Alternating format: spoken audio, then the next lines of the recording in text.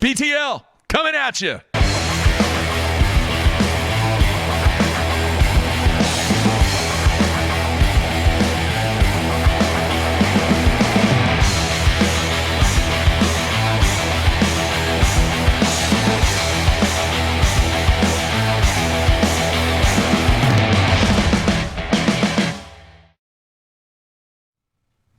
Good Tuesday, everybody. Welcome once again to BTL Bass Talk Live, where we're going to talk bass fishing and anything else that we want to talk about. Matthew, how you doing?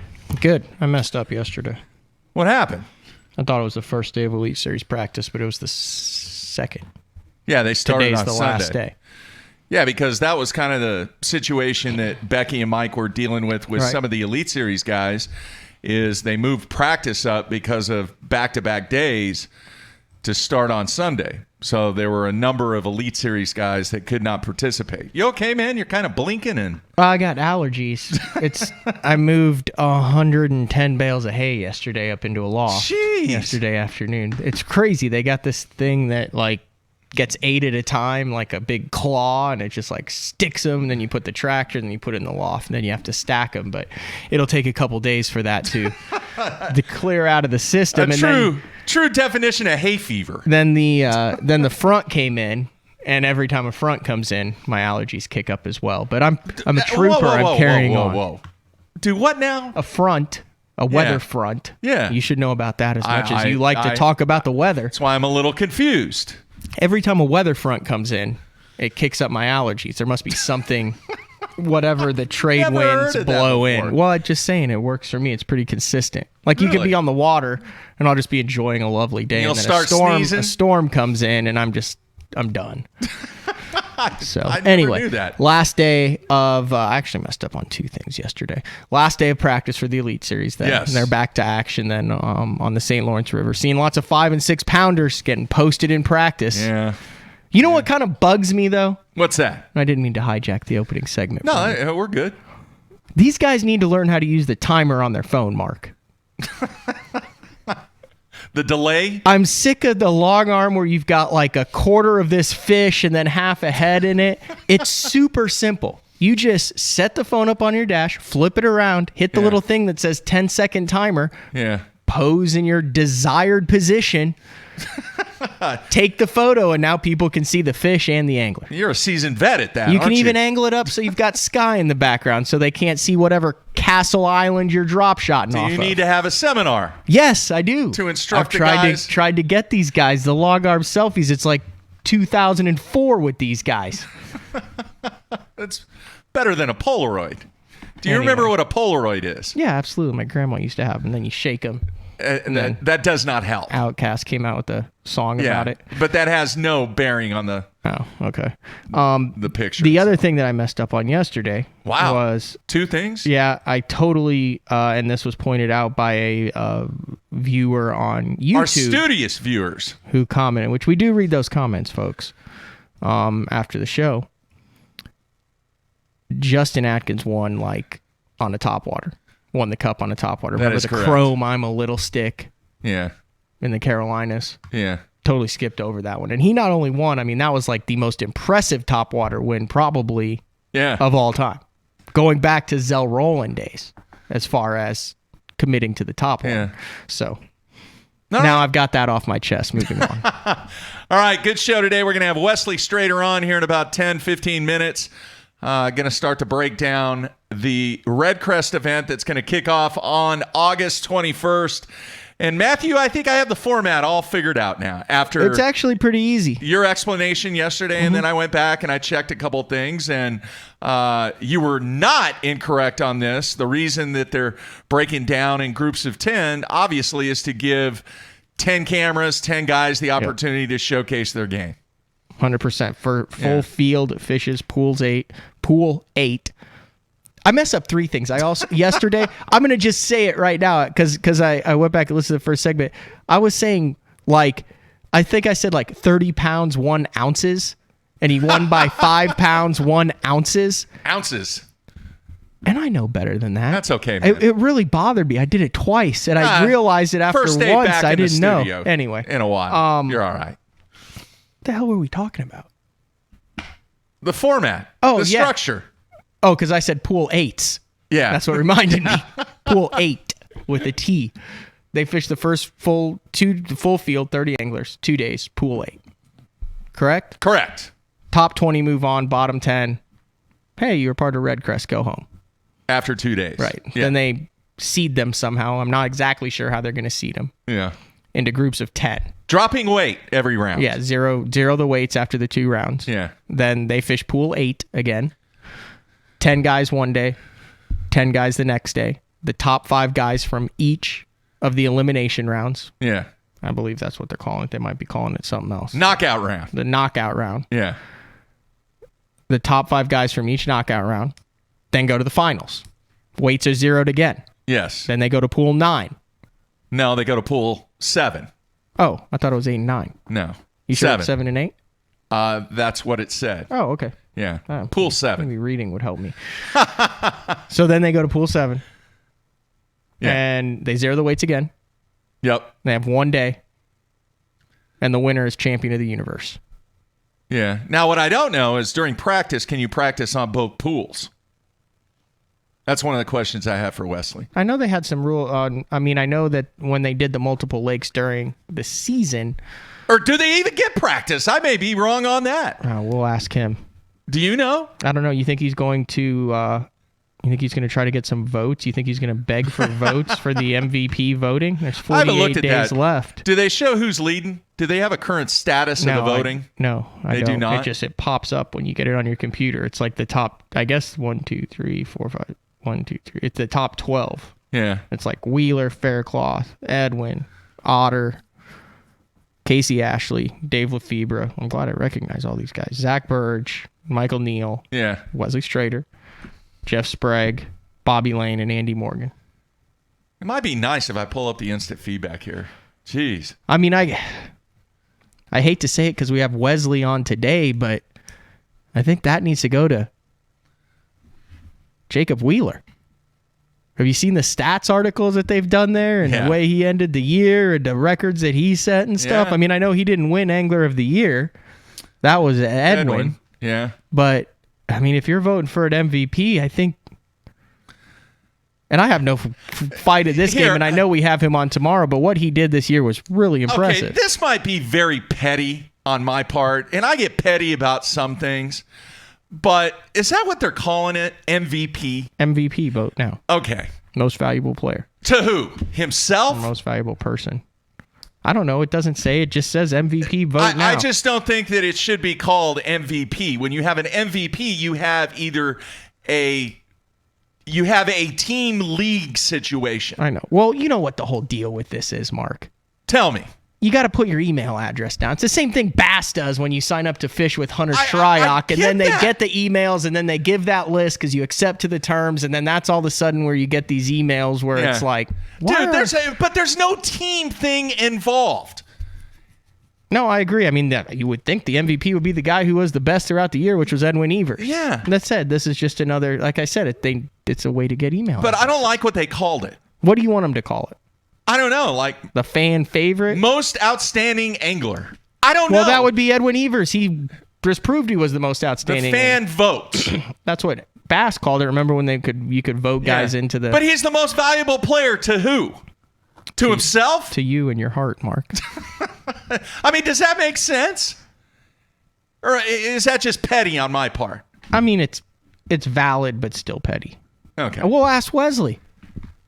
And we'll ask Jacob tomorrow. You know, now if you had a true league and you had players that massively contributed to their cause of victory of a league championship, then yeah, you should have an MVP.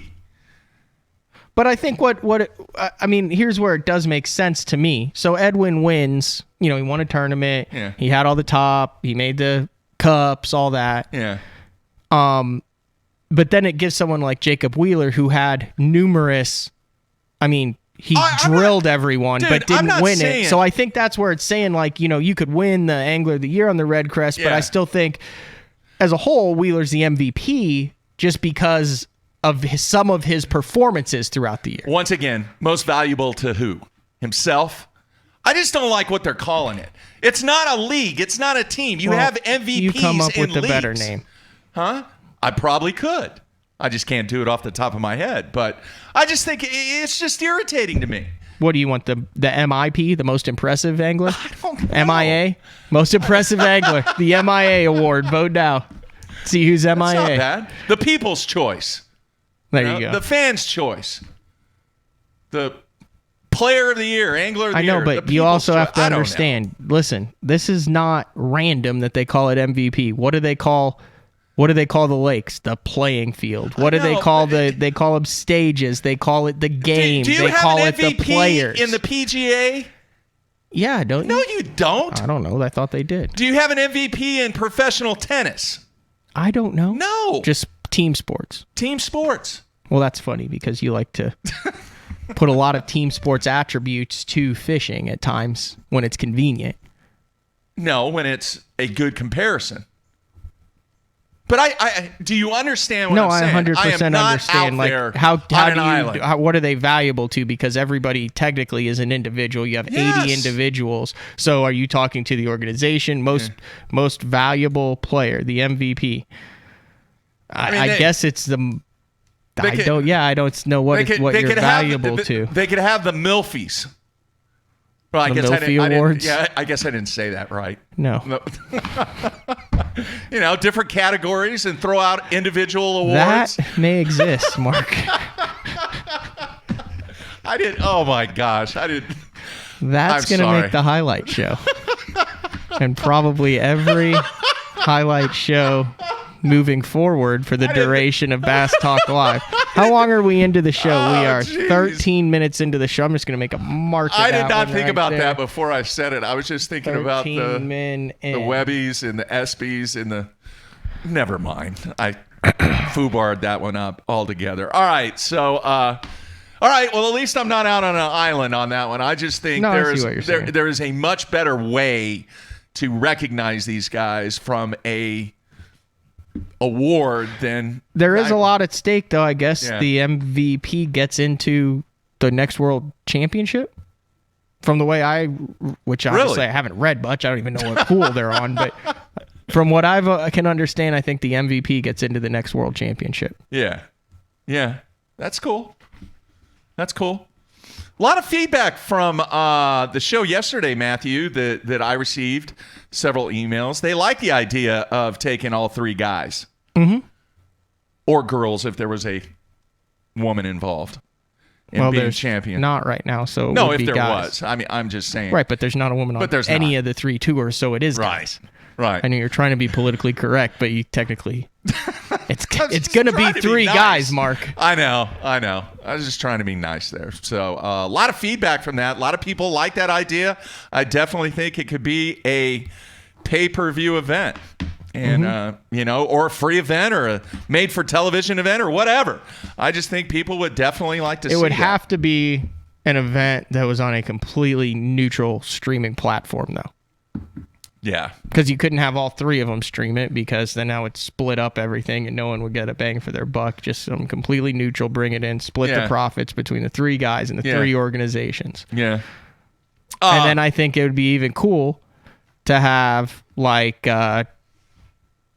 Travis Moran, Tommy Sanders or Zona, and then like JT Kenny or Marty Stode. Just mix it all up, and man. Put all three guys in the studio box right there. I like it. Have them work together. I mean, world peace in the professional bass fishing. Then you'd have to figure out who would film it. Just split it up, man. Everybody's got to work together. Either that or you could rotate it. If it became an annual thing, you could rotate it. These guys do it this year. These guys do it this year. Anyway, so just some more thought. That's how you get your MVP. What's that? Well, whoever wins that then becomes the MVP for the year because now you're representing an organization. I agree. Let there be competition, folks. There's your MVP. I like it. I like it a lot. All right, one quick bowling note, and then we're going to take a break and come back. Oh, no, we've got several quick bowling notes. No. This is the only thing I'm going to say real quick. Did you hear about, and this made national news, dude, USA Today, Wall Street Journal, the LA Times, the New York Times. Wow, that's the Big time. Seems that there is a doping scandal in the world of amateur bowling. Amateur bowling? Which is tied into professional bowling in a What, way. like guys are going out the Pan American Games. burning a heater before their bowling game, or what the do they do? Pan American Games, the team from Puerto Rico got their gold medal pulled because of the use of PEDs. What type of PEDs helps in I don't bowling? know. Is it a recovery thing? Or No, man. They were trying to get juiced up. It's a big deal because it's the first time that anything has ever happened in amateur competition, of which professionals actually perform in, which I don't really get. Did they win at least? They won. They won the gold medal. Puerto Rico won the gold medal, and then it was doubles competition. So then they had to go pee in the cup afterwards, and I guess they didn't pass. Like none of them passed, or just like one guy? Well, it's a doubles match, so there's two players. Right. One of the players did not pass. Okay, well, matter. I mean, it doesn't. Does that mean that it's like a far-reaching, like Puerto Rico bowling scandal, or there's just one guy that was like wanted to get jacked? The dude got kicked out for trying to get taking juiced a horse up. tranquilizer. Folks, I can tell you right now. You think it was to enhance his bowling, or to like get jacked and look good for the ladies? I don't know, man. I don't know. So Team USA, of which finished second, won the gold. How about that? I would also say yesterday, so we get done, and if you look up here, we've got KVDs and Ikes, Skeets, Deans. Got a bunch of jerseys around. Ducats down in the corner or somewhere. The one that he wore. So you've got to get a bowling jersey now. Well, it is a requirement. Just like you have to wear a jersey on the Elite Series. No, but I guarantee you, I'm not showing up at the mall or some concert or whatever. But you have to order jersey. it. Will it say like it has to have the logos of the organization? Very. I'll say this much: they are very, very strict on their logos. You know, like right now, you could call up any of the supplementing companies and go, "Hey, I'd like to get a Strike King logo on there." No, and you can't. Right. Yeah, there's no restrictions. All right, because I'm not sponsored by anybody and I'm doing this on my own dime, I happen to know some of the people in the industry, and I was like, okay, I'm not putting any logos on there because I'm not being sponsored. And I was curious because when I was getting my design done, I asked them, what's the process of getting logos once you get sponsors? And the lady gave me some insight. She said, unless you have a contract in place of which you send us a copy of that contract, that we will not be able to put logos on your jersey. So you can't just call them up and get a Brunswick logo jersey? Nope. Unless you have a contract from Brunswick that you've signed and they've signed that says you're sponsored. Yes. Really? Yes. Yeah, I was shocked. Now, I don't know if all companies are like that. Now, what is that? But the vast majority of companies are like that. Why would that be? Because they want their logo represented by the people that they approve. In other words, they just don't want John Smith out there that's bowling Tuesday night wearing their logo. So if Angler Z, or let's do Angler X from the BFLs calls up and I need a logo with a Lucky Crafter and all that, they would be like, no. Okay, send us a contract when you're sponsored. Or you're not on the approved list. Some of the companies actually provide. And they don't want anyone else representing that and then bowling a 70. Or whatever. With their ball and looking like they're... But totally different. You know, and I get the fishing model where they want the logo out there and they want everybody to rep that. But I get the bowling model, too, that they're like, hey, we only want certain people sporting the logo. Jim has a weight-in limit in 15 years. I'm not sure that plastics company is what I want to be throwing, one of those deals. It's really different. I was going to mention that yesterday.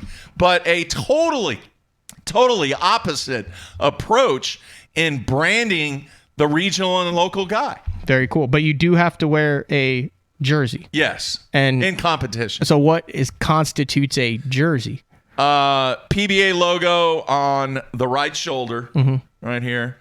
Then name on the back. So if you wanted to take that shirt and put a PBA logo on the shoulder and their name on the back, you could do it? Yeah. Why don't you just do that?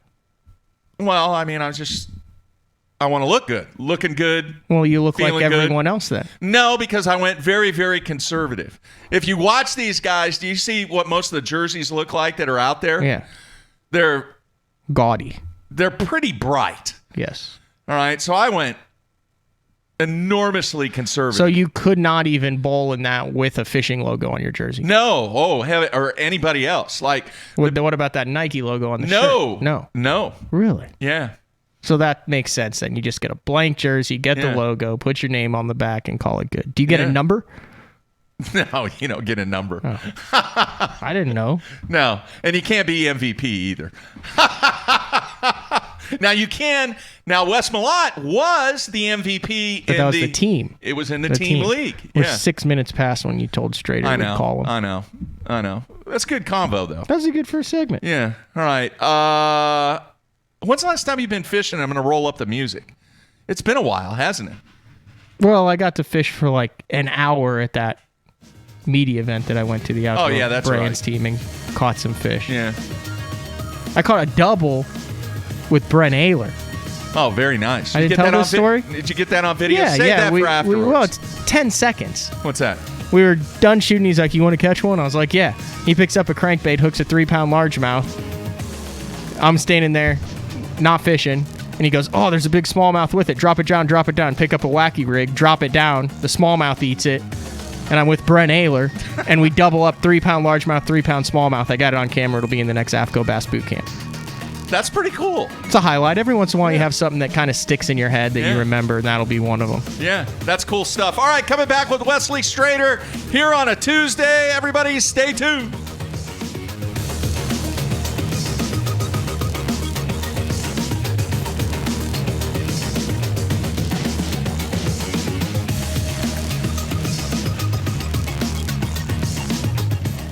Sleek new design with easy control file. The clearest images underwater with uncompromising range. Live mapping from the touchscreen. View notifications, video, even Google Maps on screen. And for the first time ever, real-time view of fish movements with live sight sonar. HDS Live. New from Lowrance. I got my power pole down, stuck in the mud in the bottom of the lake, sitting so still in the wind and the waves, could even be a hurricane. I got my power pole down.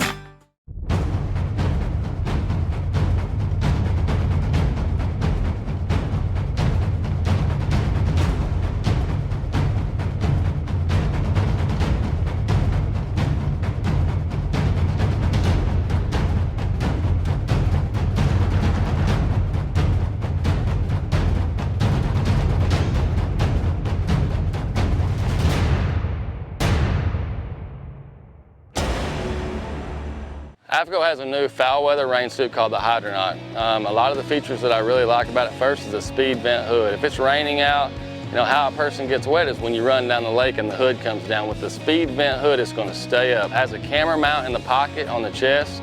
The Hydronaut has a 2-layer, 100% waterproof nylon shell. If you're interested in a rain suit that has a lot of cool features that's going to keep you dry, you need to check out the Hydronaut from AFCO.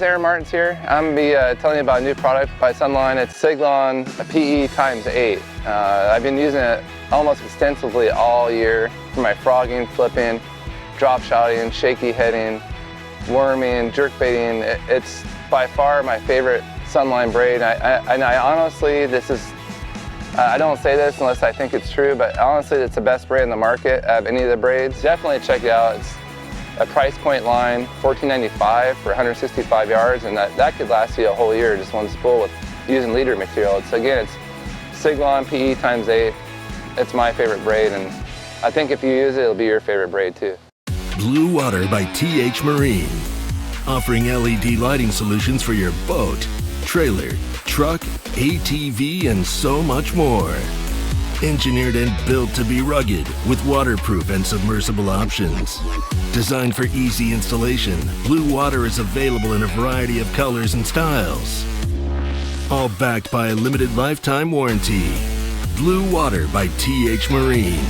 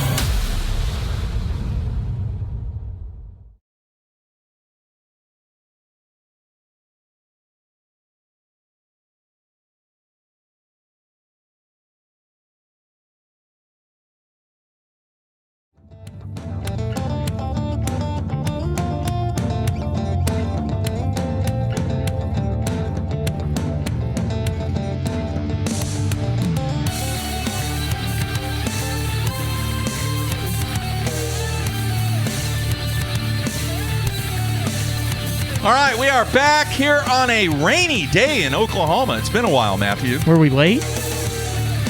We got a few seconds. We got to do a good conversation off air. We got a good conversation with Wesley off air, and then me and you had a good conversation off air. We'll We should get have into just that saved later. it for this segment. No, we'll get into that later after we have Wesley on. All right, it is time for our special guest today as he prepares for the Redcrest that is going to take place next week. And had a solid season, Matthew. Mm-hmm.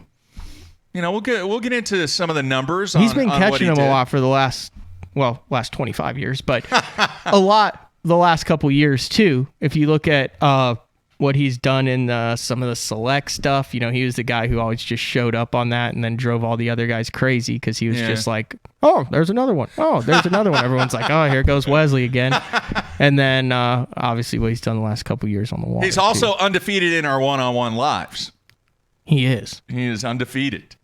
All right, so let's welcome him. Wesley, you there, man? Yeah, I'm here. Hey, guys, what's up? What's going on? You're looking very calm, cool, and collected there. It's the green shirt, you know. The green settles me, makes me calm, collective, you know. All right, green. That's a good color, isn't it?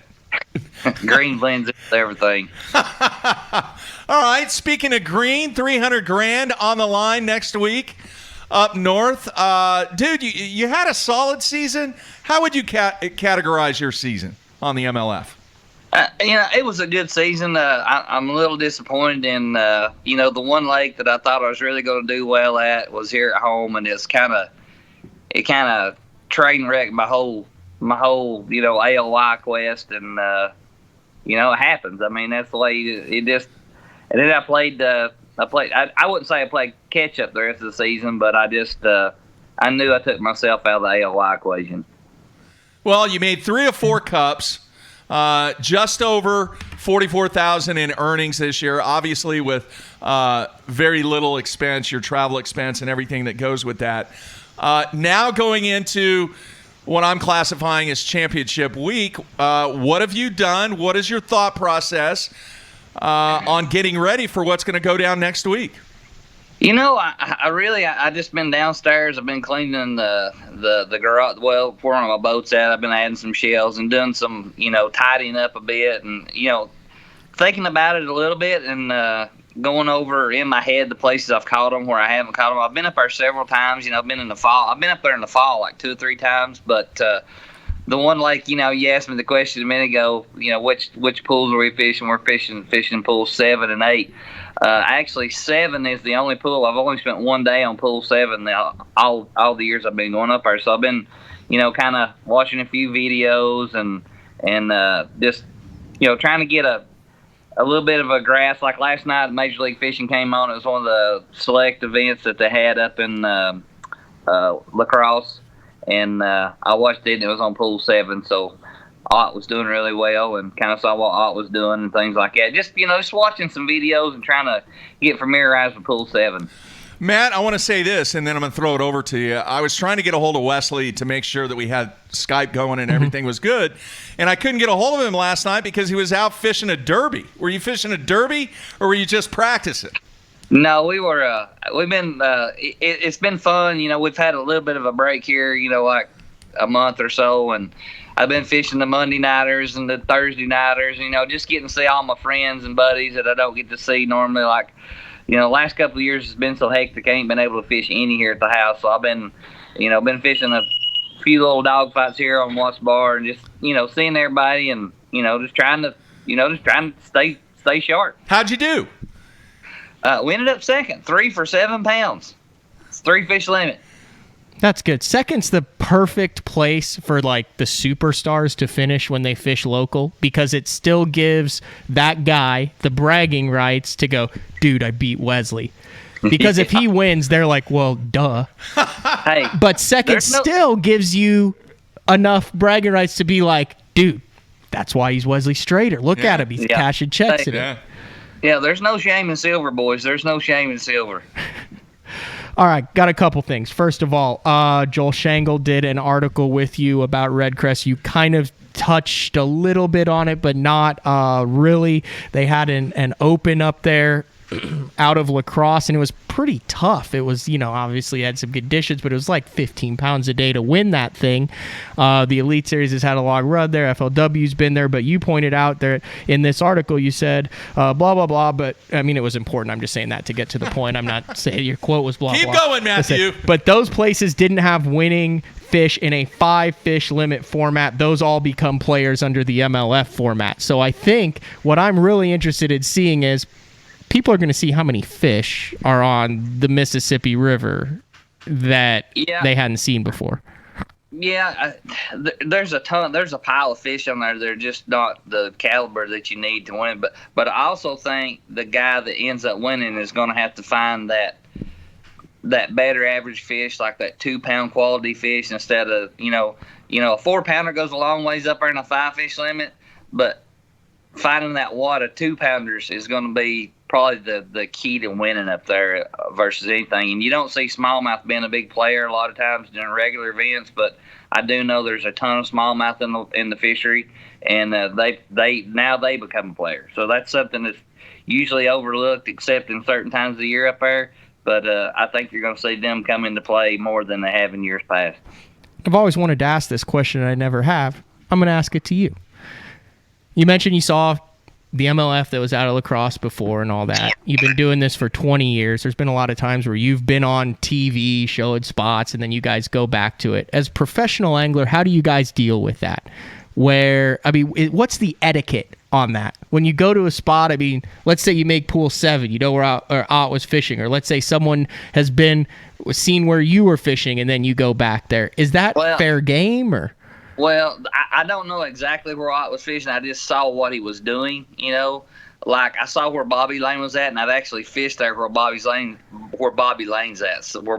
was at. So, if I fished it before, I'll probably fish it. But if it's something that I'm not going to go over a guy's spot that won and I've never fished it, never even thought about fishing. If I have never thought about fishing, I'm not going to. But if I've, fished it before or idle past it or thought about fishing, I will probably fish it. But just because somebody won there, I'm not going to go there and fish it just because they won there. That's just not how I operate. So Jeffrey's just mouthed the words unwritten rule. So between the pros, even if it's another year, if a year has passed, 2 years have passed. Yeah, I won't do it. It could be that's just not how I operate. I like to find my own fish, and to reiterate what I was doing, I was just trying to establish how those guys caught them during the major league event. Not really their spots, but how technique-wise, and you know, that might not have been the best area to be at, but that was probably the best technique that they was using at that time. Patterning fish, generals, not specifically spot related, but I noticed every time he was catching them, this was happening, or he was located on this type of break, or whatever it is, and then that's what you're going with. Not, I found out where he was. Okay. Not specific spots. I mean, like it's too. I don't think you really can do that. Watching a video, unless there's some kind of landmark or something real identifying landmark or something like that where you can dial in on it. But like I said, it was just more of a technique thing. One more question to close that out. I've always wanted to ask an FLW guy.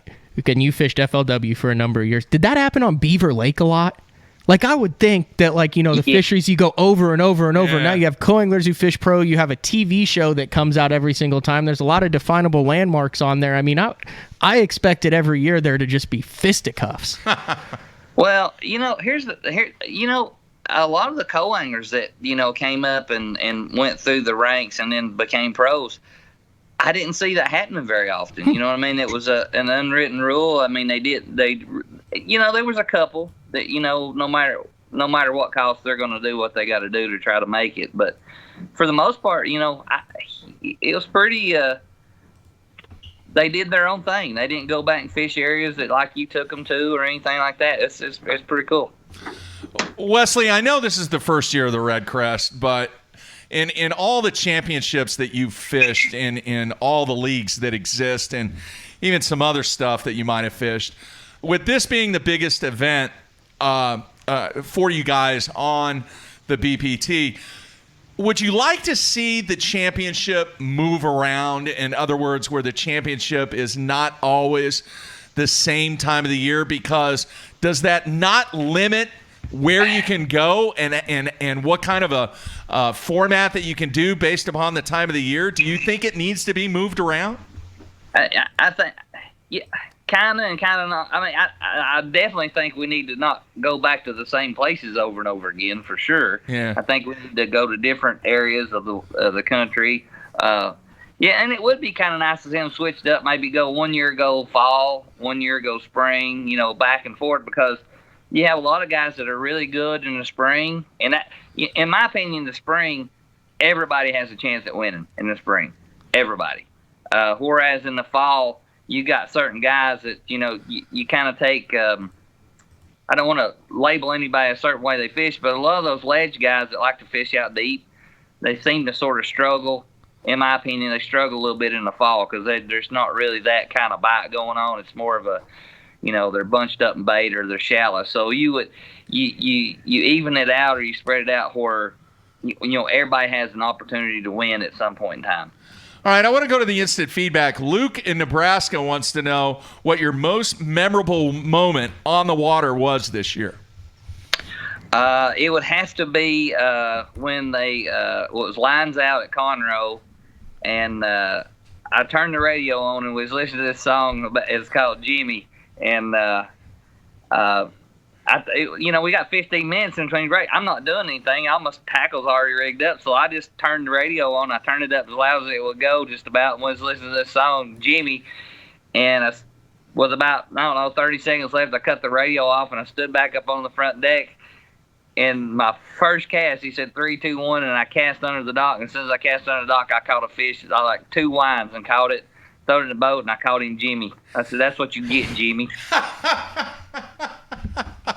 So that's probably the most. I mean, how many times have you ever done that? Like lines in, throw in, and catch a bass on first line in. So yeah, that's pretty cool. More than anything. Just watching what you've done the last couple years, would you say you've gotten really good at getting out to fast starts? It seems like you're like put the boat in and then boom, you're catching them. You get out ahead, or you already have a limit, and everyone else. I mean, I've heard it numerous times when I'm watching guys going, "Wesley's got him again," and it's like in the first hour. Is that something that you've always done? Is that just something recently? Am I wrong on that? I've just always been really good at just figuring how.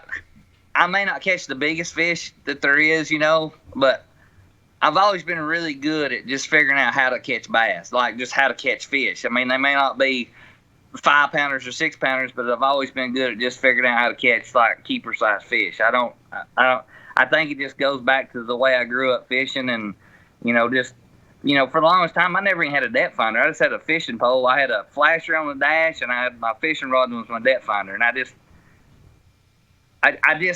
I'm really good at. I feel like I'm really good at just shallow water fishing, just figuring out how to catch a bass. Just adapting and figuring out how to do it. All right, back to the instant feedback. David in Oklahoma wants to know, do you get to practice on both pools? Yeah, you can practice. You got 2 days of practice. We can practice till from 30 minutes before sunrise, and then 30 minutes after sunset on the first day. And the second day of practice, you can practice the same thing, but you can only practice till 6 o'clock. So whichever way you want to do it, you can practice pool 7 the first day, pool 8 second day, or you can fish pool 8 the first day and pool 7 the first day, and do it again the next day, same way. So this is Redcrest. It's the first one ever. Do they have like banquets and ceremonies and all that? I don't know about no ceremonies, but they're having some kind of shindig where we're all going to be dressed up just like you are at every other thing. Every cup or classic, or there's you'll get to see some people dressed up that you don't normally see dressed up. How's that? All right. How long is the whole thing? Like, when do you, by the time you get there to the time it's over? I mean, is this like, it seems like it's like a 8 or 9 day event then? Well, you compete for 5 and then practice for 2. So it's 7 days. Okay. So and then a travel day. And then a travel day. Yeah. And you got the banquet night. Yeah.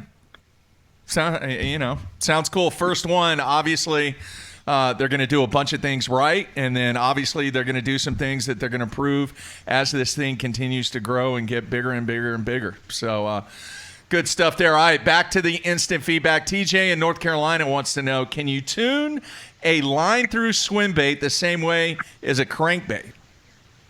Well, you probably should ask Fred Robanis that question, because I'm not a big line through swim bait guy. I've thrown them a little bit, but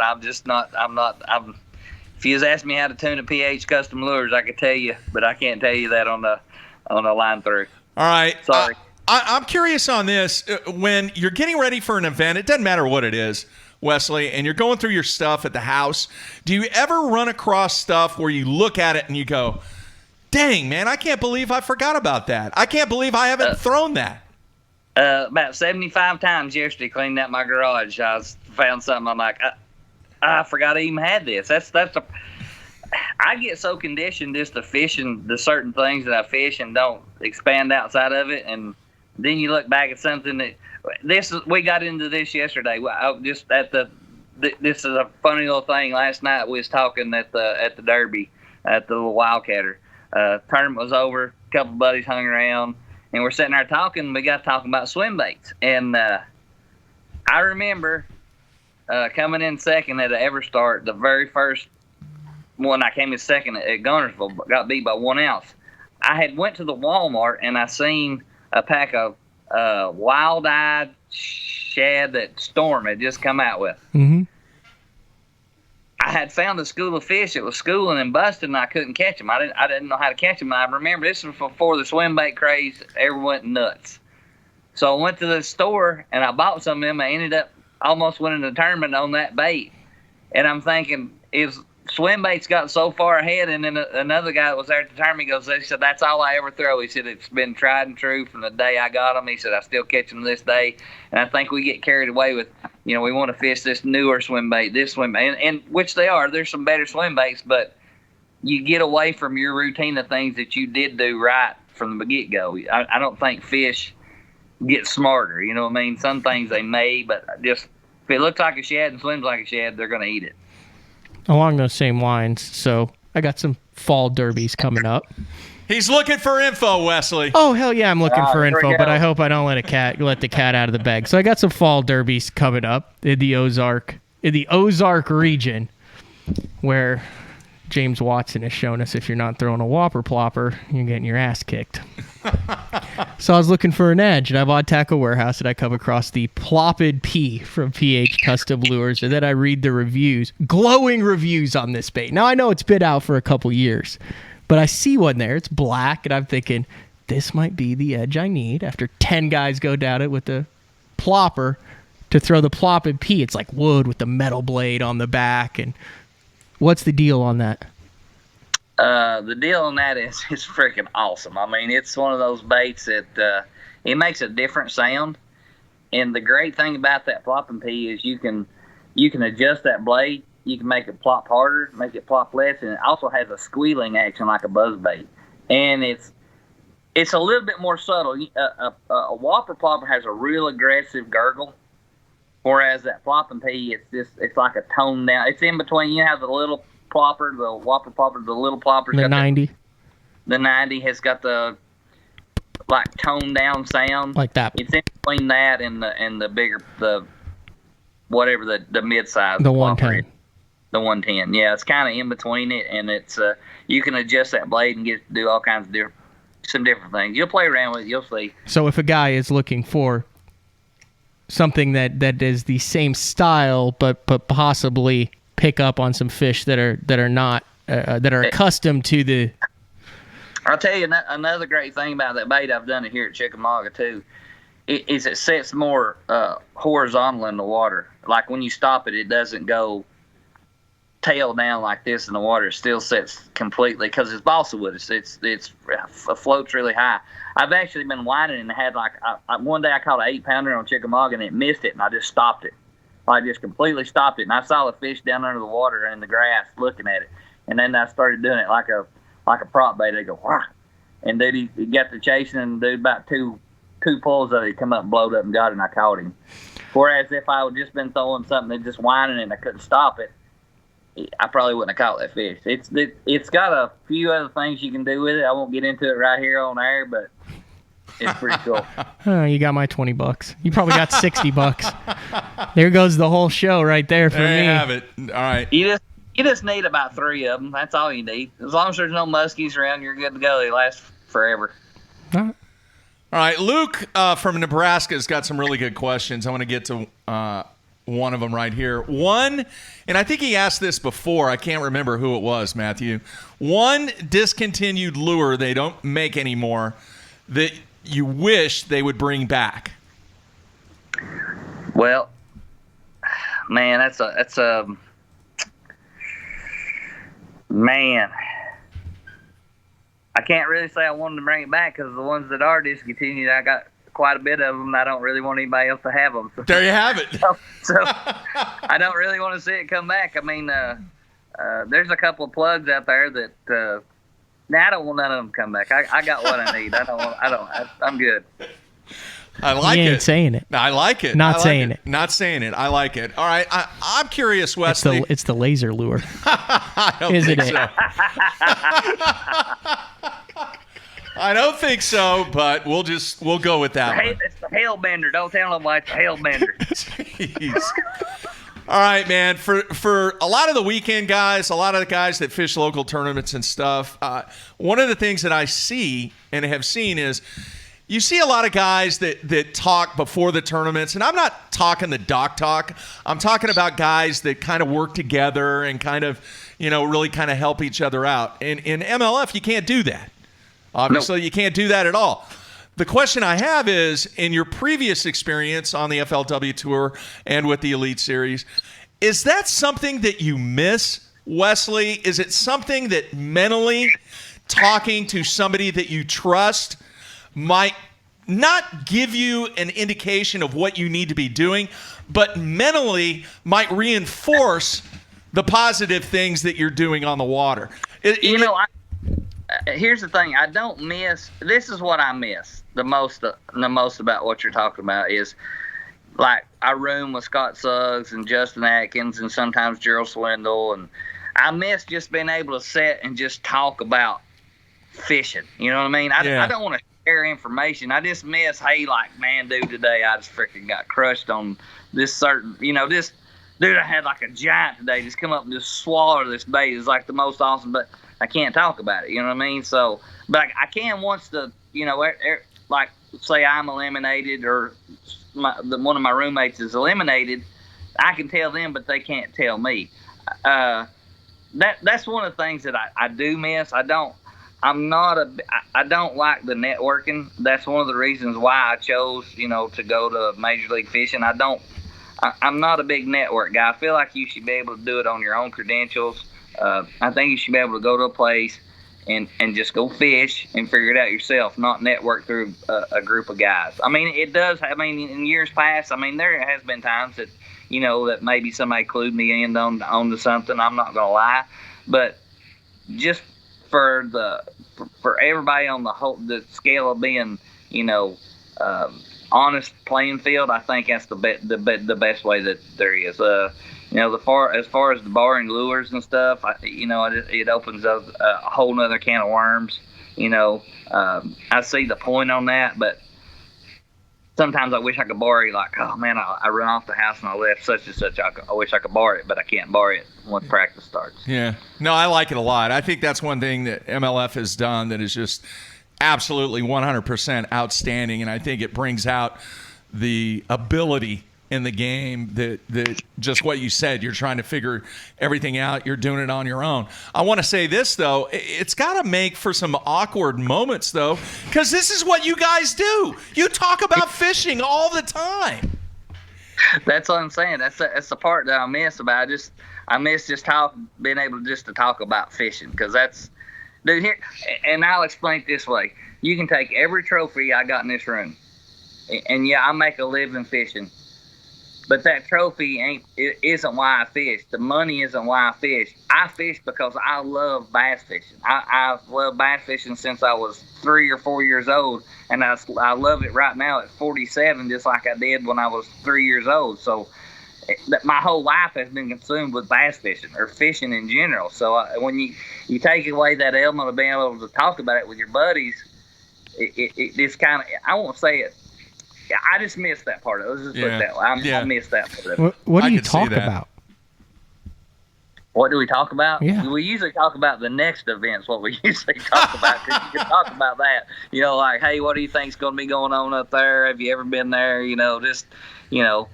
Things places we may have been, that we're going to that we can talk about. So, because that's the only people you can talk to. You can't talk to any locals. You can't get no information. Yeah. I really wished. Here's what I think. I like the old format of Major League Fishing where you just show up and you go fishing. No practice, no nothing. Just go fishing. Should the Redcrest be that way? It wouldn't bother me. Interesting. All right, back to the instant feedback. Andy in Indiana wants to know, have you ever made a bait, a lure that you've had success with that you would definitely not put it into production for the masses? Well, that's too late. I had one that's in production now by PH Custom Lures. It's the W Series by the old school boss of baits. Yeah. So I wouldn't say I didn't want to take it in production, but I just know – and me, myself, I just can't sit here and make enough of them. You know what I mean? So yeah. I just had to have an outlet of way of getting them. So understand. All right, Andy in Indiana wants to know. No, I'm sorry. David in Wisconsin wants to know. Do you do the hotel thing or do you do the camper thing? We do. We usually rent a house. We try to find one on VRBO or Airbnb, something. Because we like to, as you know, it's expensive to travel and stay and do this. But if you get 2 or 3 guys, and you rent a house and you cook every night there, it's more like you're being at home instead of away from home. So I did the camper thing for a long time, but dude, I didn't have 2 vehicles. I do pull the camper and the boat behind the camper, and that's a nightmare. If something happens, goes wrong, you're done. Yeah. So I did that for about 6 years. So we just do the house thing now. We rent houses. Yeah, David wants to know any insight on when the schedule for 2020 is coming out. Soon? Later? Any idea? No, I have no idea. I got dates. I have all the dates, that are locked in on the calendar, but we have no information of what lakes, anything yet. All right. Matthew, anything else? Yeah, I just spent a couple days in Hot Springs, and you have 17 cups appearances underneath your belt, and have gone head-to-head with Brian Thrift for almost well over a decade. Your thoughts on him getting a cup? Anytime you can win a cup, that's awesome. I mean, that's the pinnacle of FLW's. That's the pinnacle of it. Everybody strives to do that. Brian Thrift is a freak of nature, is what Brian Thrift is. He is, I swear, I think he's got gills behind his ears. He's and will be one of the greatest bass fishermen of all time before it's all said and done. He is definitely, he can catch them. He can catch them better than. There's about 4 or 5 guys in the industry that are like that, and they're just. He's one of them. He's one of the greats, and it's crazy. He's good. In your opinion, we ask Aaron this. In your opinion, is he born like that, or is that a learned trait? I think it's learned. I mean, there's certain guys that just kind of. I don't have. It's almost like a sixth sense, And you hear guys talking about, reading the water and doing this and doing that. If you've ever watched Brian Thrift, he covers more water than I've never seen anything like that. I've watched him be fishing a tournament and him run in, stop, make 2 casts, run back, sit down, start it. I mean, I'm like, what's he even fishing? Like he pulls one. I can't even. We was at where was we at? We was somewhere at a cup event. And he runs in the middle of a pocket and makes 2 casts and jumps down and runs to the next pocket and makes 2 casts next. And it's just like, he'll burn 2 tanks of gas in one day fishing. He just moves around, but he's so in tune with his electronics and finding just obscure pieces of structure that nobody else even looks for. He's just catching bass that nobody else even thinks about catching sometimes. Wow. All right, my last question. Dude, you haven't even made a cast yet. You're not even in the same county yet. But what is one factor that needs to happen that you need to execute? Obviously, catch bigger fish. I mean, I'm not trying to be obvious here. But what is one factor that you need to have happen to win next week? Boat every fish that bites you. In this format, in a 5-fish format, you lose one, it's a 2-pounder, no big deal. This format, every fish that you lose that you don't execute on to get to the boat could end up potentially costing you the win. Have you fished a clean day yet on the BPT? Every bite? At Conroe I did. Conroe, I think I was 100, almost 100% on everything that bit me. But there has been events where I would like to break every rod I had over my leg. Hey, Sprague did that in the final 10 minutes. If you haven't seen, no, he broke one. He just broke one. Did he pull a Bobby Lane? No, he had broken the tip off the rod, and then it was kind of getting in his way. So as he put it, he turned it into a 3-piece rod. There you go. A travel rod. A travel rod. Yeah, that's what he said. All right, man. I think there should be a fine for that. Like you should get like a hour penalty for throwing the temperature. An hour penalty. Just kidding, Sprague. Just kidding. This is the only thing that I think there needs to be a penalty. I think you have a specific weight, and while you're fighting a fish, if you claim that fish is a giant, a big one, a good one, and then they weigh it, and it's under the designated weight, you get a 2-minute over-exaggeration penalty. Hey, listen, I'm sorry, but Mike Iaconelli will be at negative 475,000. I think there needs to be an over-exaggeration penalty. They said it. At this tournament, it's 1/8. Anything that you claim on a hook set while you're fighting it, that it's a big one, a good one, there's a number of words, key words, and if those words are uttered before it's weighed...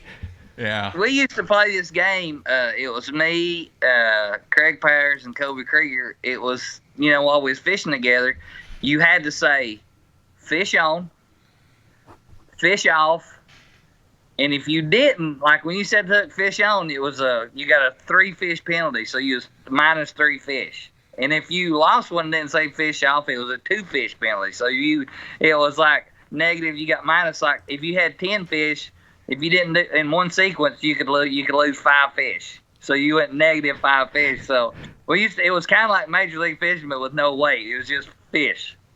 Wow. It's kind of neat. We should do that one time, Matthew. We got to catch a lot of fish to make that work, though, good, Mark. That's our problem there. Good point. All right, Wesley, man, we're going to let you go, but best of luck to you next week. Appreciate you taking time out, and look forward to seeing you soon, man. All right, thanks, guys. Look forward to seeing you. All right, take care, Wesley. All right, bye. There you have it, Wesley Strader. Good dude, man. He has elements of thrift in him, too. Would you not agree? That was one of the reasons why I asked him that. He was talking about those fishy guys that you can't really... Well, there's a new term. Not new. It's been around for a while. People call it thrifty. He's very thrifty. Very thrifty. Attributes of what that guy does. And it's unfortunate in some ways that I think there are a number of fans out there that just don't realize how good Brian Thrift is.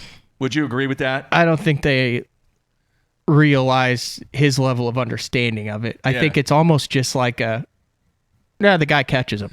That's just what he does, but they don't understand. So and, much more I've than talked that. to guys that have roomed with him, and Wesley kind of alluded to it a little at the fact, but I was having a conversation with a guy on tour, a room to him, and he's like, dude, he's just like, the stuff he just assumes as a given is like the stuff we're really excited to figure out after 3 days of practice. Like he goes into it with this understanding that, it takes everyone else a day and a half, 2 days to figure it out. And he's like starting so far ahead of everyone else with that. Yeah. It's impressive to watch him. It is. And he is the number 2 leading money winner. Is that correct now in the FLW Yeah, tour? he just hit $3 million. Behind Dudley. Mm-hmm. Correct? I mean, the guy's unflappable. He's been the same since he came on in the mid-2000s to the time he is now. Yeah. He just goes out and catches them on everything. Yeah. All right, man. I'm going to ask you this again. We'll talk about it again tomorrow. Do they surpass the 100-pound mark on the SLR? I'm going to answer it again like I answered it yesterday. Someone will go into the final day with an outside shot of hitting the 100 pounds. Okay. But I don't think it happens. All right. I thought a little bit about it yesterday. I was looking at some stuff, and would you say that this is the best opportunity, that everything is kind of setting up for the best opportunity for it to happen? Yeah, it's been a great spring and early summer there. You've got fewer people on the river. You've got more of the experts on that river in this tournament, and the guys who have, I don't want to say stale, but like Wesley said, you get a guy who's fished a stretch or a drift for 3 or 4 years, that's kind of their deal. That's wide open now. Yeah. There's a number of these guys, and this is going to be a factor. There's a number of these guys who catch them who always finish in the top 10, but haven't fished 8, 10, 12 drifts or stretches or areas because that's where Aaron always fished, or that's where Kevin always fished, or Jonathan always fished. Yeah. Or guess what? They ain't there anymore. Yeah. That's wide open. I'm really intrigued with this event, man.